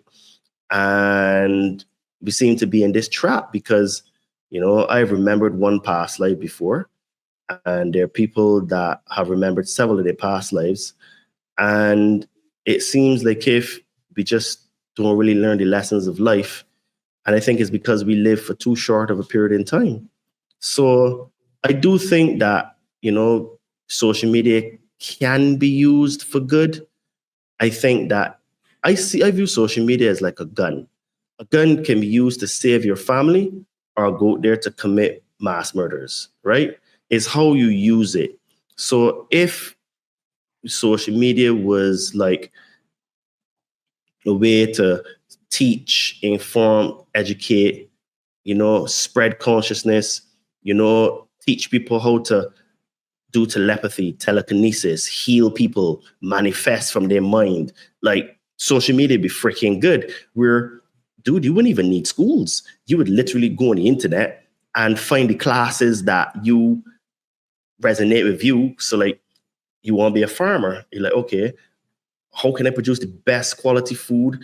And they'd be like, by living a flat, someone could come up with some brilliant idea of how to show you how to manifest soil and freaking how to create this artificial light that mimics exactly like the sun, that you can turn it on and off, like, you know what I mean? And it uses free energy out of the ether. Like, you know what I mean? There'd be so much wild possibilities.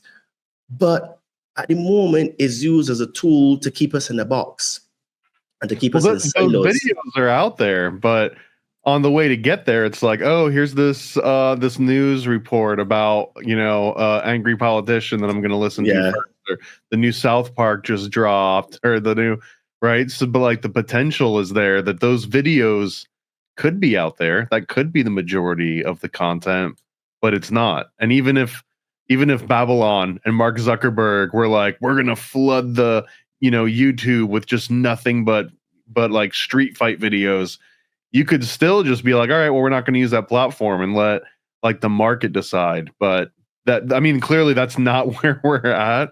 And I think that that's just going to be natural, though. I think that it's easy to be entertained, and sometimes that's all some people require. They just require entertainment, period. And they don't necessarily feel like they need to go through all of that growth that you were talking about. That sounds like a lot of hard work, and some of that hard work might be boring, and you could just be entertained instead of going through all that. You are absolutely right. And I see this phenomenon on the coaching side with some of my clients and interacting with people. And we have this sort of like condition where we want things, but we don't want to work for them. You know, we want things, but we don't want to sacrifice for them, right? We want things, but we don't want to invest to get those things. And the sad reality is that nothing comes without pain, struggle, suffering, beatdowns, breakdowns, blood, sweat, and tears. And the mere fact that we are here in this third dimension, having this experience, confirms that all of those things are true. Now, I can use my personal experience in the sense of like, it was only until I came out of my comfort zone, did things that I knew I should do, but didn't want to do, is when I got the growth in my life, when I started to walk a particular path, and when I started to really become the man that I wanted to become. And it came through struggle, it came through hard work, it came through sacrifice. And I didn't get into shape because I ate Cheetos and Doritos and puka pies. It came from me learning about nutrition, how to exercise, how to train effectively, how to cook effectively, what to eat and what not to eat and stuff like that. But people want to stay in their comfort zones and think that change will happen. There's some people that will come to me and want to get into shape, but they don't really want to get into shape. They say they do, but they don't really want to, because when you say, okay, well, this is what you're going to do, and you need to invest in yourself, some people walk away. And I know for a fact that the vast majority of those people that walk away never get change in their life. Can't you just send them Ozempic? Pardon? Can't you just send them Ozempic? But this is the thing. Again, that is the easy route. Nothing that is good comes without hard work. Nothing that is good comes for free. Because think about it. When you pay for something, you tend to pay attention. No, there are some people that come to me and they pay me up front as well and then ghost me. But that is because they have some subconscious beliefs about themselves that they're not good. Either they're afraid of failure or afraid of success. but it's always an internal dialogue issue going on with them. And what I say to people is that when that starts to happen, you should actually start to psychoanalyze yourself as to ask yourself, well, how do I handle challenging situations in the past? And if you're totally honest, most people handle the challenging situations by running away from them because it's easy and comfortable to do. But we have to get out of this notion that suffering, and then when I say suffering, I mean like the perpetual suffering is good. We've become addicted to suffering and to pain. We've sort of become like masochists in some, and sadistic in the way where we just like punishing ourselves, and we identify with the suffering, and it becomes part of our belief system that we identify with it.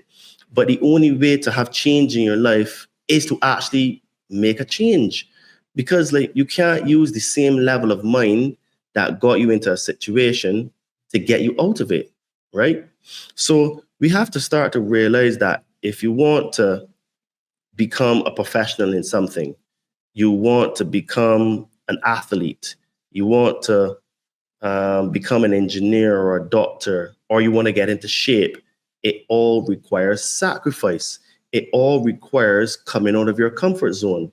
Because if you stay in your comfort zone, you never invest in that business, you never get into shape, you never go back to school to retrain, you never ask out that girl, or you never ask out that guy. You know what I mean? If a girl, I think that's a mental disease, but I digress. You still got to ask them out. The they thems. Yeah, why not?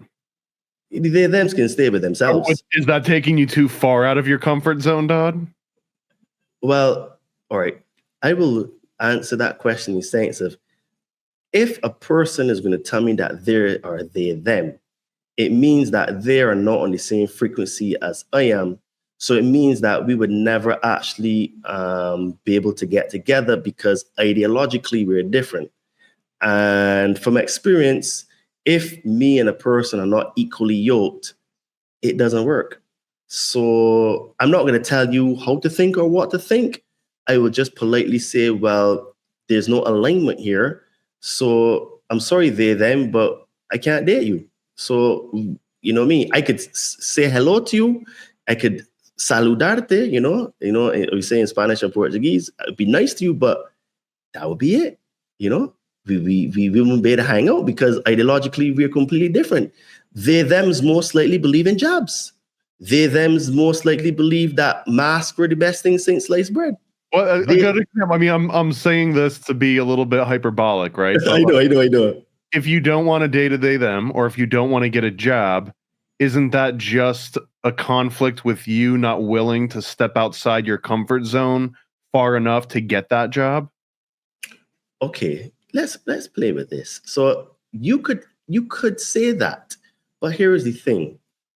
From my research, all of those things lead to a very bad place.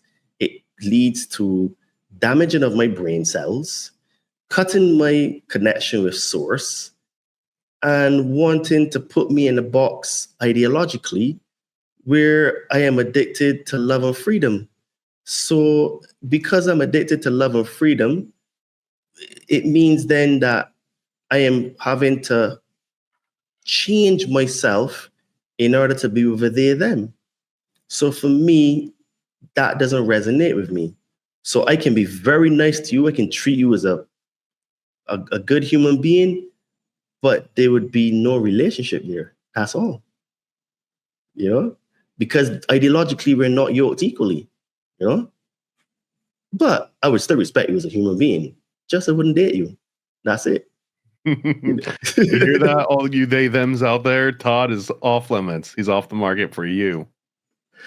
Yeah, because, and I can say something to people that may be a hard truth, right? What I've learned through, dating tons of women is that if you, so this is women for men and men for women, because we're talking about heterosexual relationships here. If someone is not equally yoked in terms of value system, morals, ideology, and stuff like, it is only going to end in tears after a while, because at some point you're going to have really challenging conversations, like how would you raise children, and what I mean, jabs for children as well, what I mean, religion, and certain types of like things, like in terms of introducing technology to them at certain types of ages. There's certain things, conversations that you're going to eventually have. So it is better to work on yourself and attract the person in your life because of the frequency you're vibrating at, instead of just taking something that may be glittering on the outside, but ideologically they're not aligned to the path that you are going. So I think that this is quite important now, because we as adults, we need to start being responsible for the children that we have. And we have to start to pick better partners. And if we are picking partners that only because of, physical attributes, or because they fill a void, or they have the same traumas as us, it means then that when we have children with them, it means then that we're just going to brainwash the children into our ideologies and how we are and our ways of being.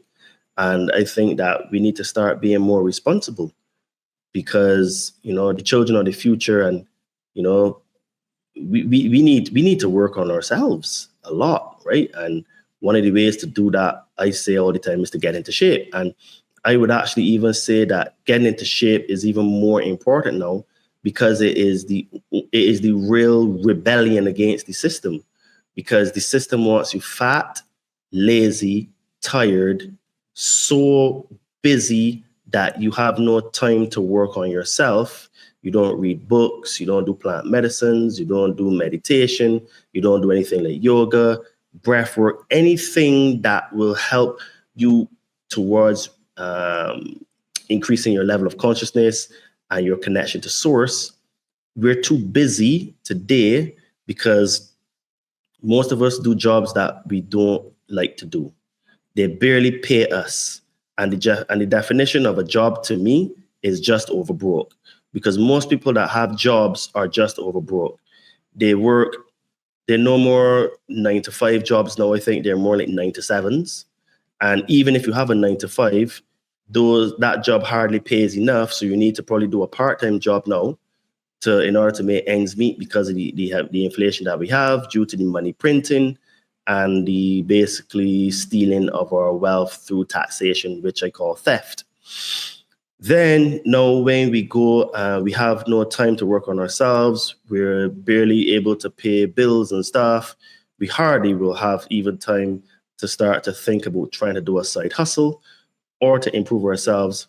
When we go and get partners and then children, you add so much more dynamic we add so much more to the dynamic, that what we do now is that we end up putting the technology in the children's hands, and the technology raises the children. So the children then become the they-thems, because it's all this subtle brainwashing, indoctrination content that they're seeding the children with in the cartoons and the children's shows and stuff, which is absolute garbage, And then what they do, they see all these ads for Pepsi and Coca-Cola and fast food and stuff. And because mommy and daddy eating those things, we give it to them. And then even if we don't give it to them, they're seeing the imagery. So when they go shopping with us, they're going to want those things because they're being programmed. So it is a whole vicious cycle. And the buck stops with us. So this is why my message to people is basically work on yourself now. Do the hard things now when it is easy to do, and not wait until the hard thing is hard to do. Because so far since I've started to do podcasts, a lot of things that I've said are started to come true. And it's not like I am prophesizing, but I'm not a prophet. So there's a difference, right? I'm just reading the tea leaves and giving my interpretation. So this is what I see for the future. first thing first, in the next 6 months, we're going to have artificial, intelligent, powered humanoid robots that you can buy. And I think from memory, they're going to be about $6,000. The skin on these robots have been of a particular plastic polymer that will feel exactly real. Now, those robots will be programmed to and created exactly how you want them. So what's going to happen is that men are going to start having sex with biological girls and will start having sex with these androids. And this artificial intelligence will then become the person's companion. The other thing that we're going to see is that we're going to see either a fake alien invasion, a real alien invasion, or a combination of both. And the artificial intelligence is going to our consciousness, sorry, let me phrase that. Our interaction with artificial intelligence will lead a lot of people to believe that the AI is God, right? And what will happen is that people will start to worship it like it is God. We are going to see things in the sky, extraterrestrial vehicles, government-made vehicles that are made of extraterrestrial technology. We're going to see wormholes, portals, stargates. We're going to see some magnificent things. We're literally going to see the sky open and we're going to see through it. We're going to see some magnificent things. We're going to start to see very, very good quality holograms. We're going to see probably characters coming out of the sky, all sorts. They're coming for us in a very big way because the end goal is to get us to upload our consciousness. But they're going to scare the shit out of us, and they're going to have a figure or figures that will be the quotation mark saviors. And as I said before, humans are predisposed to worship when we see beings, entities, or people that are greater than us. So we're going to have times as well that are most likely going to be famines, food shortages, hyperinflation. We're going to have basically like a Mad Max situation. Now, I don't know the timings of these things, but these are the things that I'm seeing. And all of these things could end up happening all at the same time, which will basically most likely encourage us to get away from it all and just go into the new matrix, which you upload your consciousness because the world is too scary. I'm too afraid and my religion isn't saving me. So my new religion, which is coming from this AI God, is saying, just come and be with me. Just get the chip inside of you and everything will be nice. It's not going to be that hard, man. I think my prophecy, and we'll start wrapping this up on prophecies because this is a good place to end episodes, is like guess in the future.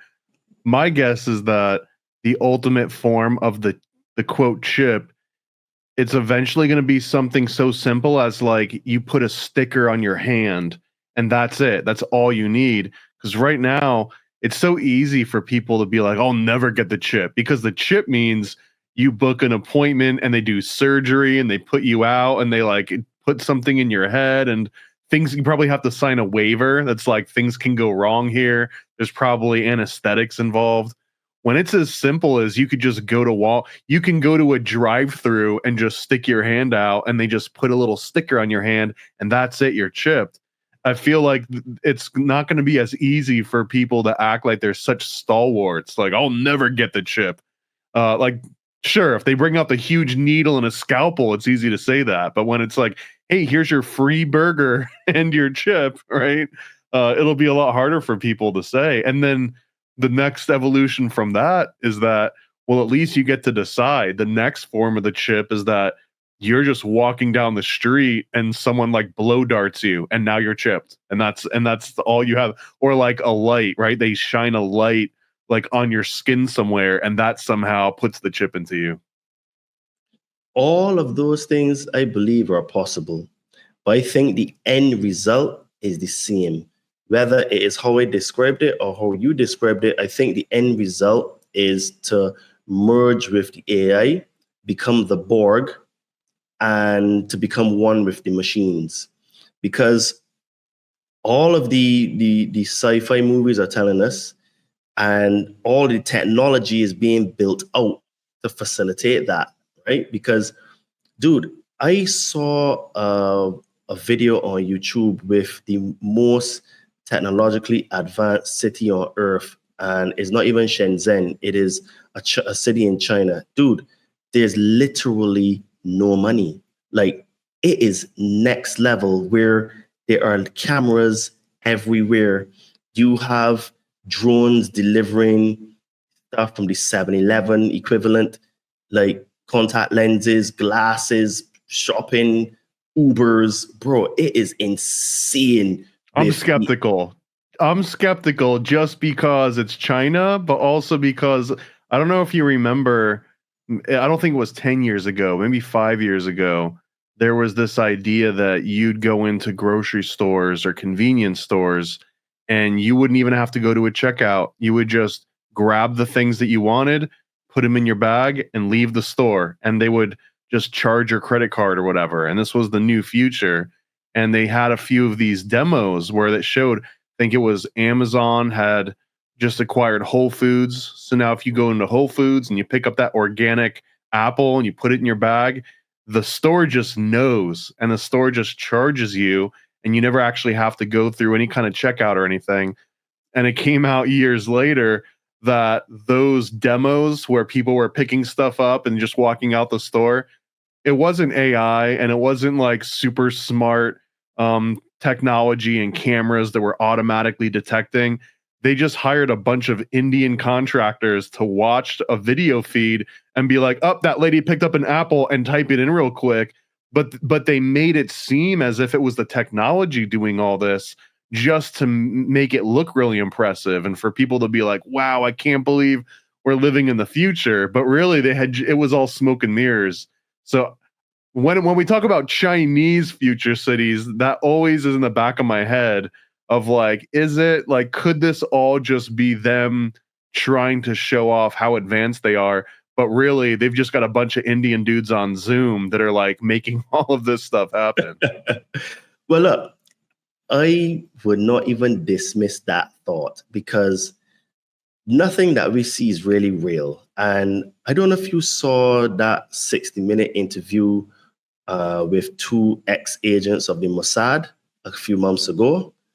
Dude, this interview is sick. They said literally, I'm trying to paraphrase, they say, we create a make-believe world. We are the actors, the directors, the stage managers, and we create a world that people think is real. And these 2 intelligence officers were part of the whole walkie-talkie and pager assassinations of a lot of the all right, where they would just blow up in people's pockets and whatnot. Yes. These 2 agents said that they literally create a make-believe world, and they create events in the world to make people believe things are real. So I said that to say that what you said, I'll put on the shelf and say this is a possibility that what you're saying could be true, and maybe they don't even have the technology like they're saying. However, what I do know is that in China, they have this chat called WeChat. And then there's like, and it's everything. This is like social media, banking, your social security number in the UK, national insurance number. It's like their Google mixed with like your state interactions. Everything, bro. And then the guy, the YouTuber that went there, I think he's Australian. And he was saying that for certain services, you can't even access in that part of China unless you're a Chinese national. So because you have to have a retina scan and this and the next and the third. So basically everything is tracked, traced, and database to a level that is quite scary, to the point where like, dude, you talk too bad against the government, or maybe you type something on social media, they're coming for you, right? These AI drones and stuff, you fart too loud, like no, farting is not allowed in your own home. We're gonna arrest you, right? I mean, that's all the AI bots. That was Todd. That was not me. That was Todd that did that. You know what I'm saying? So my point is that whatever way you want to look at it, things are going to start to accelerate from next year. And the window for us to work on ourselves and become better is getting smaller and smaller, because when times become hard, no one's thinking about meditation, reading books, trying to go and do a retreat for psychedelics, getting into shape and all that stuff. These are the things that you need to do now. And my take is that you start with yourself and you go through the body.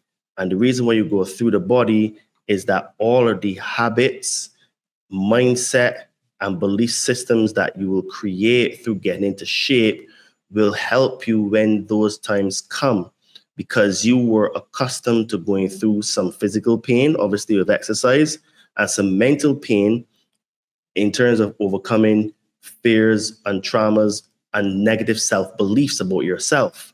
So why are you eating these cupcakes? You are actually having a relationship with these cupcakes. You need to talk to these cupcakes and find out where these cupcakes, why you love these cupcakes so much. What are they doing for you, right? So all of these are things that like I help my clients with and stuff. And this is why I say that the biggest rebellion and revolutionary act you can do today is to get into shape. And to do that is going to require a multifaceted approach in terms of working yourself mentally and spiritually. So if, something like that resonates with you, and and I work with a lot of different types of people. I work with entrepreneurs, I work with high level execs, I work with mothers and fathers, I work with people, even younger guys as well. If you are ready to come out of your comfort zone, level up in all areas of your life, mentally, physically, spiritually, psychologically, and economically as well, because I do help people, in their businesses and, trying to find a life purpose and, make substantial changes in the life. If things like that resonate with you and you would like to have really cool conversations like what Thomas and I are having today, because I do have conversations like this with my clients, you can find me on Instagram at Adriano_246 or Facebook, my name, Todd Cave. Send me a message and let's see if you're a good fit for the Compound Body Training Army. And I also have my own podcast as well. It is called The Conscious Man 7. So I also am on the other side of the mic where I do the interviewing and asking questions. And we have some really cool guests on our show. And you can find everything from extraterrestrial talk to yoga to manifestation and to self-sabotage, all on my podcast. And my podcast is called The Conscious Man 7 Podcast. I'm available everywhere, but I upload my podcast to Spreaker. So that's the best place to find me, and that's where everything is first. And then, you can find me there. And if you do, just please remember to leave a bit of a like or a comment or share, because that helps the algorithms and that also helps us to grow, because we're trying to, get it as far as wide as the Paranoid American, our good friends over here. And, guys, if you are also a person that you have things like PTSD, you're on a spiritual journey, or you would like to remove some fears and traumas, I can help you to get some magic mushrooms. So again, hit me up on my Instagram at Adriano_246 or my name, Todd Cave, and I'll help you to get some magic mushrooms, because our fears and traumas are the things that hold us back in life. And those are the things that cause us to self-sabotage. And I think that self-sabotage is the biggest existential threat to humanity, because we're actually doing these things to ourselves. So if you're ready to, again, come out your comfort zone and to grow a little bit, I can help you to get some magic mushrooms. And if none of that resonates with you, but you like the work we do and you like to support us in some way, you can visit my merch store. I have a store on Amazon. It's called Todd and Me. We have some cool tank tops, hoodies, shirts, and sweats. And I'm sure Thomas will put my link tree in this podcast as well. So you can, or if you just hit me up on my Instagram, you'll see a link tree there. You'll find my merch store there. And I have on one of those shirts today. It is called Truth Isn't Learned, Truth is Realized. So if you want to help support this podcast, the work we do, head over to the store. And if you do get any of those shirts, just send me a picture of yourself on social media and I'll tag you in my stories and or shout you out on any of my podcasts. And Thomas, man, I really enjoy this conversation.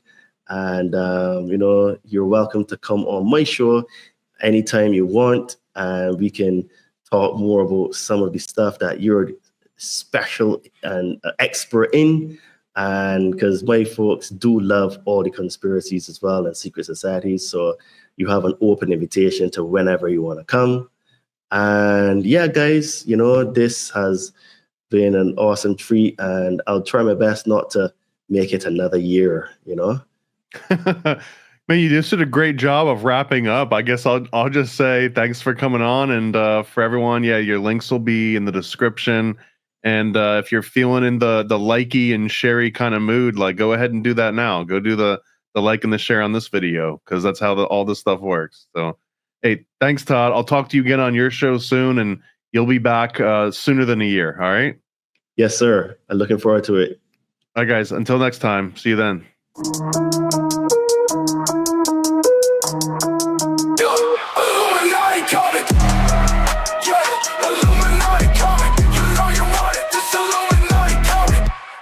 Learn about the full history of the Bavarian Illuminati.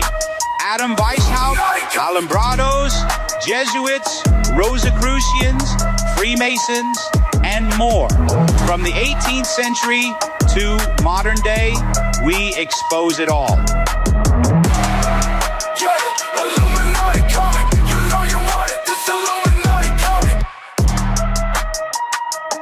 That's right, it's the Illuminati comic from Donut and Paranoid American. Get yours now at IlluminatiComic.com. Paranoid.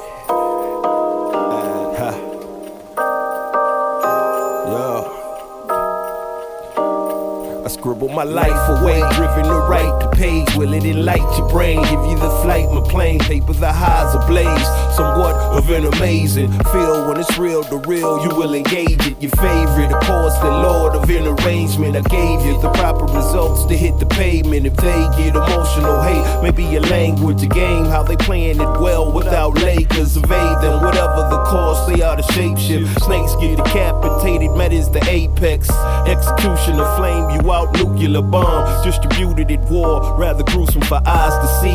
Max them out, then I light my trees. Blow it off in the face, you're despising me for what though? Calculated and rather cutthroat. Paranoid American must be all the blunt smoke for real. Lord, give me a day away, vacate. They wait around to hate whatever they say. Matters not in the least bit. We get heavy rotate when a beat hits, so thank us, you're welcome. Fuck the niggas for real, you're welcome. They ain't never had a deal, you're welcome. Man, they lacking appeal, you're welcome. Yet they doing it still, you're welcome.